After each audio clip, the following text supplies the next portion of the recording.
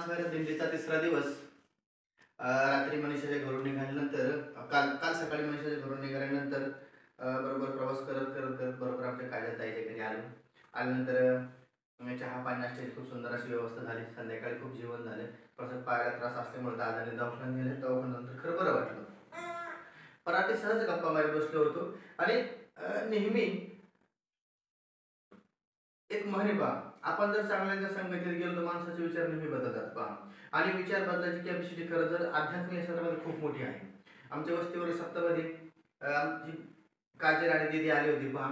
खूप आनंद घेतला पहा. 8 दिवस हरिपाठ, भजन, कीर्तन, प्रवचन, अन्य काही गोष्टीमध्ये भाग घेतला. आणि त्यानंतर असं दिसून आलं की बाबा चला आई बाळाची आजी विठ्ठल विठ्ठल म्हणल्यानंतर ती पण करते पहा. म्हणजे लहान मुलांना ह्या वयाचे आपण संस्कार लावू, हे संस्कार आयुष्यभर टिकून राहतात.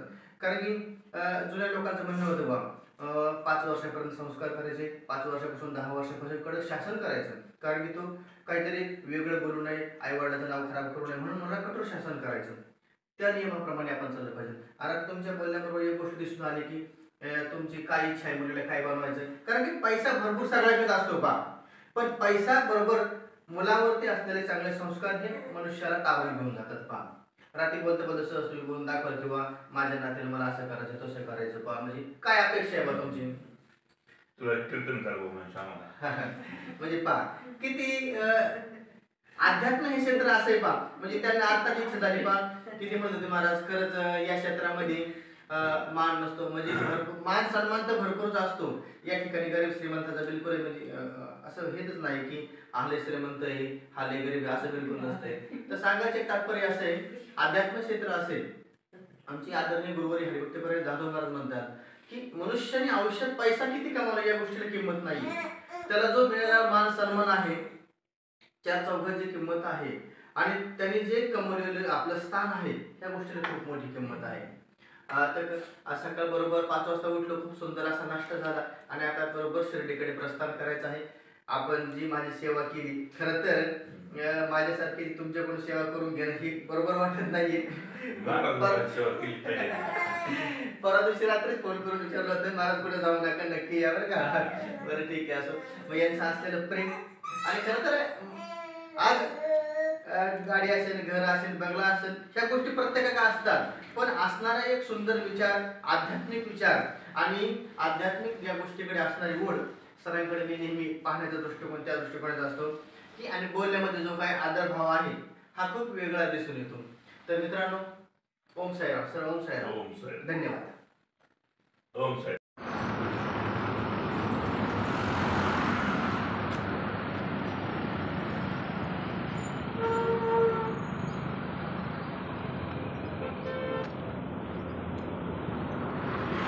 मित्रांनो, आज दिंडीचा तिसरा दिवस.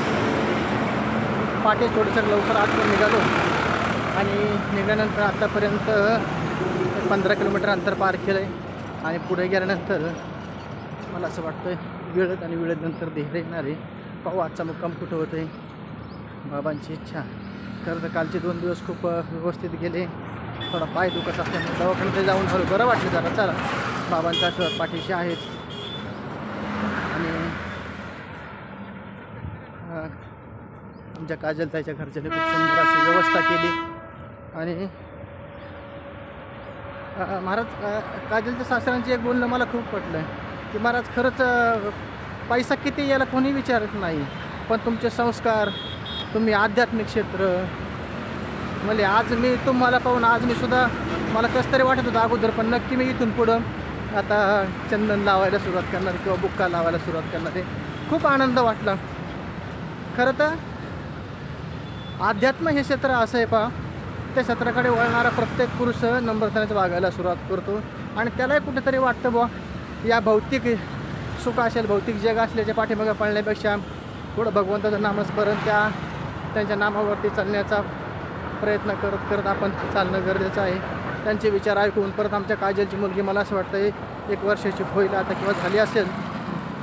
त्यांची म्हणजे महाराज माझी पण इच्छा आहे की माझ्या नातीला मला एक चांगलं हरिपाठ, अभंग, भजन आणि कीर्तनकार करायचं आहे. हे ऐकून मला खरंच एक सुख वाटलं पहा. म्हणजे चला बा की आपणही कोणत्या चांगल्या मार्गाकडं चांगला तर मार्ग आहेच पा काही का भरपूर पैसा असतो पण अध्यात्म हा विषय नव्हतो, नम्रता हा विषय नसते. पण त्या परिवार पाहून असं वाटलं अध्यात्म पण पैसा भरपूर, नम्रता भरपूर, आदर सन्मान पण भरपूर. तर मित्रांनो, माझ्या आयुष्यात आलेली माणसं मला खूप भगवंताने अमूल्य स्वरूपात देणगी दिलेली आहे की ज्यांचा सहवास लाभला आहे. बरं तो दिंडीचा सहवास असेल, त्यानंतर भजन कीर्तनमध्ये भेटलेल्या महाराज मंडळाचा सहवास असेल, तर त्या भगवंताचे खरं कोटी कोटी आभार मानायला हरकत नाही काही. ओम साईराम मित्रांनो, ओम साईराम.